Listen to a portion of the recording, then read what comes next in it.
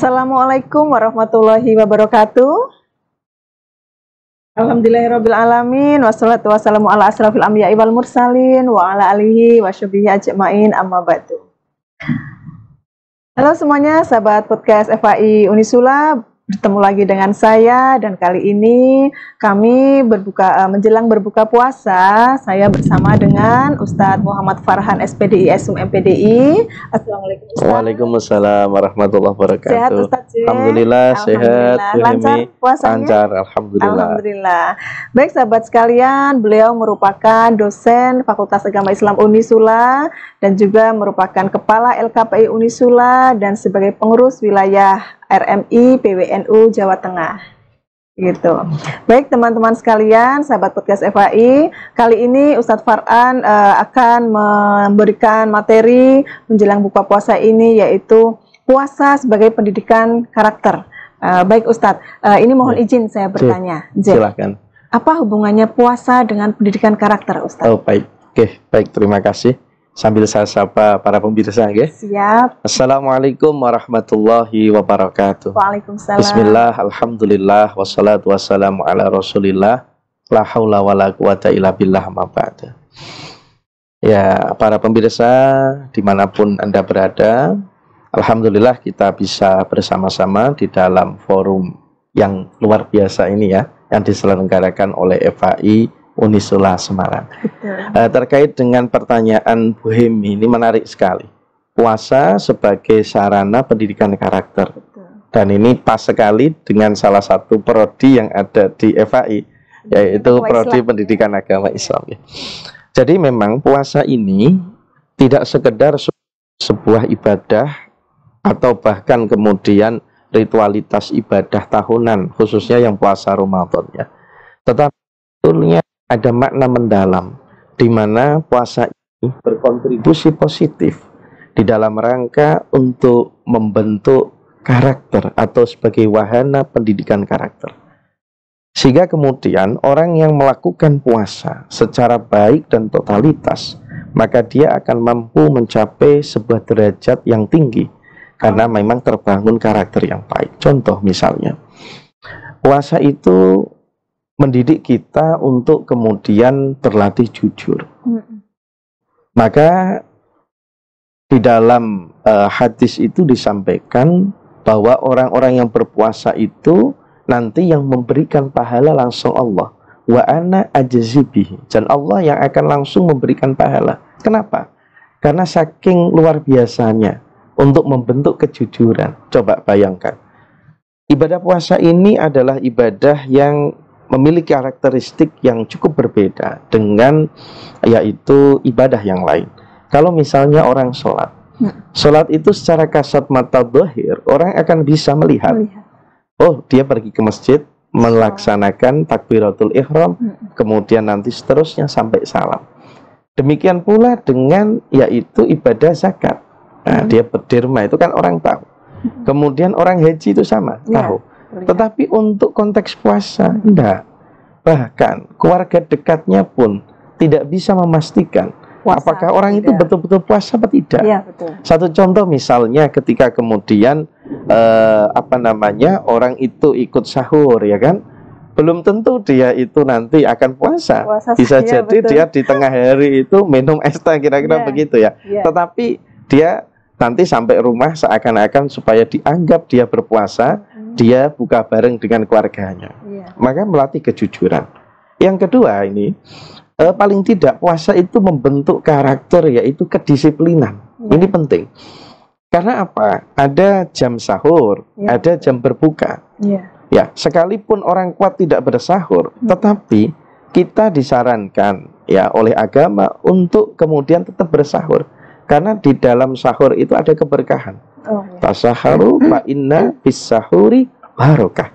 Jadi bukan masalah kita mampu untuk tidak sahur, kuat badan kita tidak, tetapi ambillah keberkahan di dalam sahur itu. Nah, otomatis orang sahur itu kan ada jamnya atau ada waktunya.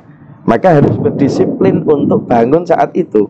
Karena kalau sudah kelewat subuh tidak bisa sahur lagi kan. Betul. Termasuk juga ketika kemudian orang melakukan yaitu buka puasa. disunahkan untuk mensegerakan, untuk berbuka puasa, sekalipun orang kuat, untuk nanti sajalah. Tapi enggak, ini berdisiplin. Pokoknya kalau maghrib, ya membatalkan puasanya dulu, ya kan. Kemudian yang ketiga, membentuk karakter unggul. Ini seperti di prodi ini, di prodi di FAI, prodi-prodinya dia unggul, alhamdulillah ya. Baik itu PAI unggul, kemudian ahwal sahsiah juga unggul ya. Nah, jadi membangun pribadi karakter unggul ini yang kemudian harus kita maknai di dalam jiwa diri kita. Sebab apa? Jadi ketika idza jaa Ramadan, ketika sudah datang bulan Ramadan, maka futihat abwabul jannah, dibuka pintu-pintu surga. Loh, kalau pintu surga sudah dibuka, berarti orang harus fastabiqul khairat, untuk berlomba-lomba masuk ke dalam surga dengan cara ibadahnya harus yang banyak, yang berkualitas. Ini membangun generasi unggul. Oh, begitu. Ya kan? Dan kemudian pintu neraka itu ditutup. Nah, artinya apa? Bagaimana kemudian bulan barokah ini kita jadikan satu momentum bagi kita sebagai kawah candra di muka, untuk bagaimana kita itu berusaha memperbanyak amaliyah kita. Kira-kira seperti itu. Jadi memang sebagai bulan pendidikan karakter. Mohon maaf ini Ustadz bertanya sedikit mengenai tadi puasa itu melatih untuk kedisiplinan ya. Betul sekali. Bagaimana lantas kan ada beberapa orang saya menjumpai tidak makan sahur karena kalau makan sahur kok merasa dirinya malah tidak enak badan. Itu bagaimana Ustadz? Baik. Ya, memang ini menjadi kegelisahan bagi kita semuanya dan para pemirsa. Tentu kadang-kadang sebagaimana tadi yang disampaikan satu pertanyaan dari Bu Hemi ini menarik ya. Tapi kenapa lantas tidak sedikit pula orang yang kemudian merasa berat dengan puasa ini? Bahkan memang Rasulullah itu menyampaikan juga di dalam hadis bahwa rubba shaimin laisa lahu min syiyamihi illal ju'wal atus.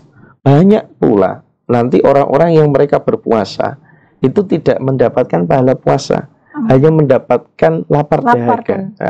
Makanya jangan seperti itu. Kita harus memaknai bahwa puasa ini sebagai momentum bagi kita untuk sangat ringan dan mudah untuk beribadah.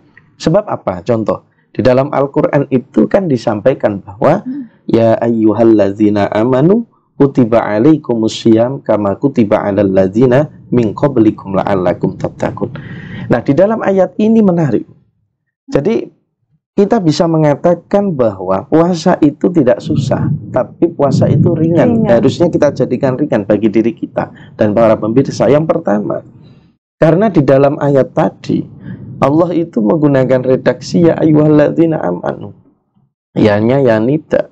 Dan yang diundang oleh Allah itu adalah alladzina aman, orang yang beriman. Bukan ya ayuhan nas. Sehingga kemudian yang undang ini Allah loh. Bosnya bos, kira-kira begitu ya. Betul. Rajanya raja.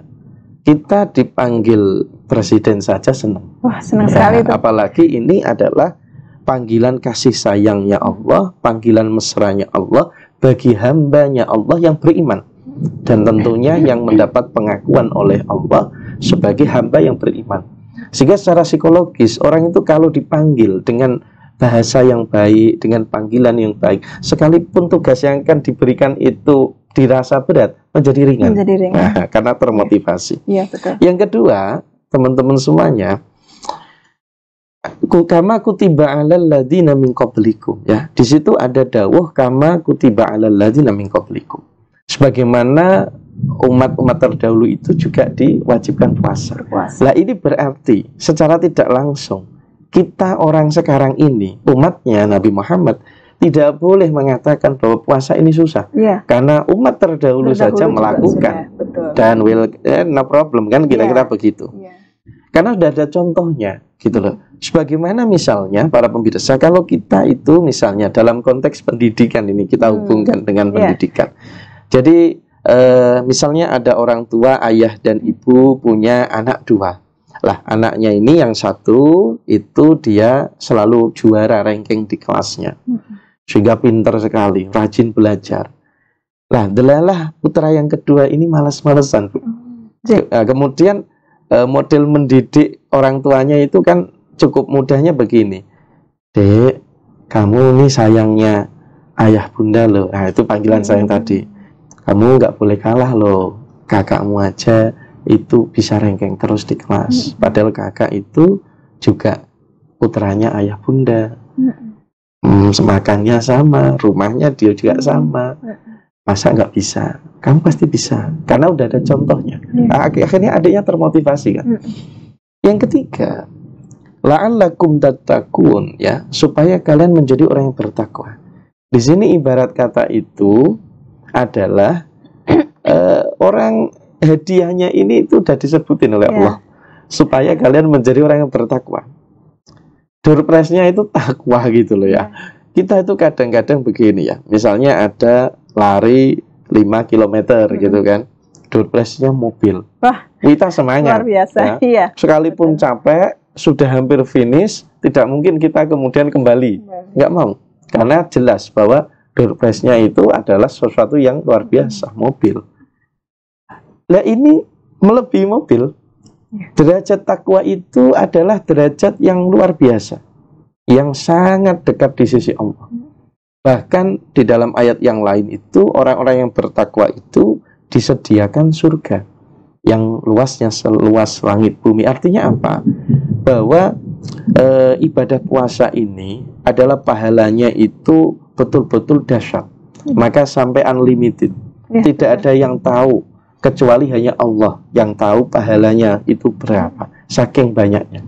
Nah ini nih, jadi itu yang harus kemudian kita tanamkan dalam hati kita. Dan yang penting ini sebagai nanti hal yang penting di situ menggunakan redaksinya la'alla, Bu.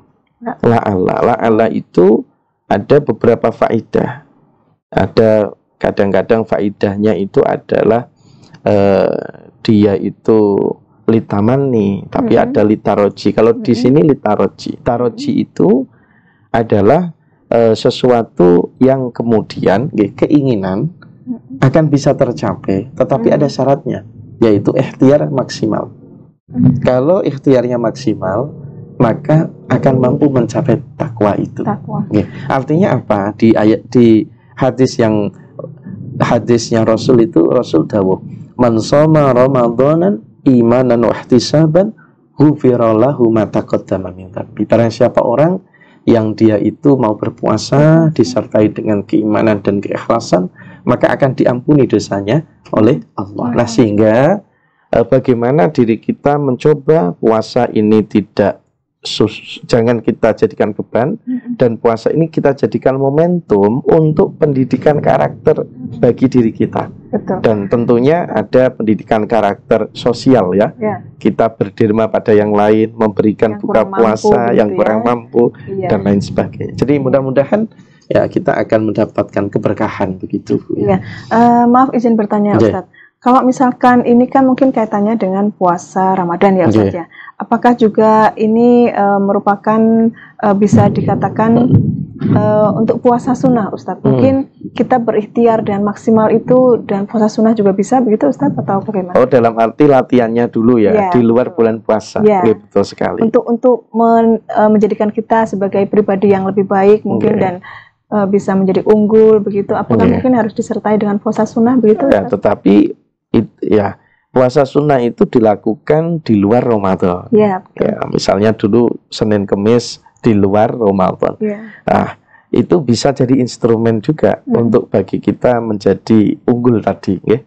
Nah, dalam konteks kemudian ketika kita memanfaatkan bulan suci Ramadan ini, bagaimana kemudian karakter unggul itu kita capai dengan memperbanyak fastabiqul khairat ibadahnya. Ya, betul. Karena ibarat kata itu, Allah itu di bulan ini tuh mengobral terkait dengan pahala dan melipat gandakan pahala. Wah, ini kan luar biasa. Terutama di 10 malam terakhir 10 malam terakhir ke depan. Bahkan nanti kan ada Lailatul Qadar juga yang khairum min alfi syahr. Lebih baik, lebih mulia daripada 1000 bulan. Nah, Baik, terima kasih ini Ustadz Farhan atas pencerahannya pada kali ini. Baiklah, sahabat podcast FAI semuanya, demikian tadi apa yang menjadi paparan dari Ustadz Farhan. Puasa berperan besar dalam membentuk karakter yang lebih baik, menjadikan seorang lebih sabar, jujur, peduli, disiplin, dan bertakwa. Dan unggul tentunya. Tentunya ya. Unggul. Baik Ustadz. Terima kasih atas waktunya Ustadz Farhan. Sama-sama. Semoga kita bisa bertemu di lain kesempatan. Amin. Sehat selalu untuk Ustadz Farhan. Mari kita tutup acara pada kali ini dan baca hamdalah. Alhamdulillahirabbil alamin. Wassalamualaikum warahmatullahi wabarakatuh. Waalaikumsalam. Terima kasih Ustadz Farhan. Sama-sama Bu Hemi.